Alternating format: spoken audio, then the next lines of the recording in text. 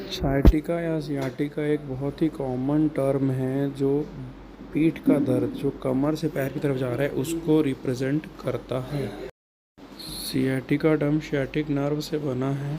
यह नर्व रीढ़ की हड्डी के अंतिम हिस्से से पैरों की तरफ जाती है और पैर की ताकत और सुन्नपना या महसूस करने की शक्ति के लिए जिम्मेदार होती है। रीढ़ की हड्डी से ऐसे बहुत सारी नसें निकलती हैं। ये नसें जब पैरों की तरफ जाती हैं जांघ के हिस्से में तो ये ऐसे गुच्छा बनाती हैं। तो ये जो लास्ट के कुछ हिस्से हैं ये मिलकर एक नर्व बनाते हैं जिसको सियाटिक नर्व बोलते हैं। और ये नर्व फिर इस जगह नॉर्थ से होते हुए जाती है। यहाँ किसी भी एरिया में दबाव पड़ने पर नीचे पैर के पूरे हिस्से में दर्द होता है। इसको ही अपन नॉर्मल टर्म्स में सियाटिका वर्ड के रूप से जानते हैं। जिस हिस्से से नर्व ओरिजिन होती है आखिरी के हिस्सों में ये सामने डिस्क रहता है, ये ऐसे रहती है और इसके पीछे से नस निकलती है। यहाँ से जो नसें निकलती है फिर कंबाइन होकर सियाटिक नर्व बनाती हैं। तो सियाटिक नर्व का पेन नीचे पूरा एड़ी तक भी जा सकता है। तो इसमें ये हिस्सा जो है ये सामने डिस्क है, गद्दी है। इसके बीच का हिस्सा न्यूक्लियस पल्पोसस या सॉफ्ट हिस्सा रहता है जो लिक्विड है समझ लो, और ये इसका गद्दी है।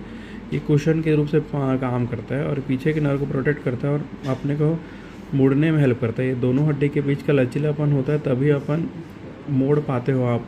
जब ये थोड़ा सा प्रोग्रेस होता है तो सियाटिक चालू होता है। इसमें बीच का हिस्सा जो है वो ख़राब होने लगता है, रप्चर हो जाता है, टूट जाता है और ये पीछे आ जाता है। जब ये और ज़्यादा बढ़ जाता है और ये पीछे जाके इसको दबाने लगता है तो वो फिर डिस्क रप्चर कहलाता है।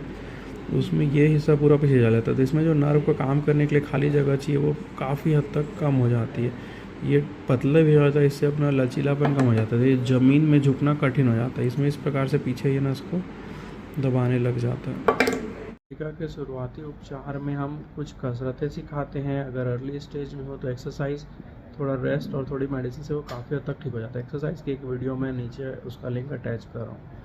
उसके नेक्स्ट स्टेज में फिर हम इसमें टेस्ट कराते हैं, एक्सरे, कुछ ब्लड टेस्ट, विटामिन डी कम तो नहीं है, आर्थराइटिस तो नहीं है, किसी बॉडी में दूसरी जगह पेन तो नहीं है, एज ज़्यादा है तो इसमें और भी मार्कर्स कराने पड़ते हैं, इन्फेक्शन के टेस्ट कराने पड़ते हैं। अब ये सबसे नहीं पता चलता है तो एंड में एमआरआई कराते हैं। एमआरआई के बारे में आपको भी थोड़ी डिटेल में बताऊंगा। एमआरआई में फिर एक एक नस हमको दिख जाती है।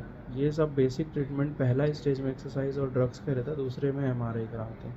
इन सब से नहीं ठीक होता तो फिर एमआरआई के बाद अपने को और आइडिया होता है कि कहाँ कितना प्रेशर या दबाव है। हड्डी में, रीढ़ की हड्डी में ऐसे बहुत सारे हड्डियाँ रहती हैं, पीछे से नसें आती है। यहाँ पे जैसे दबाव है, हर दो हड्डी के बीच डिस्क रहता है और यहीं से नसें आती हैं। अगर अपन इसको आड़ा करके देखेंगे एक्सियल कट तो ये ऐसे दिखती है।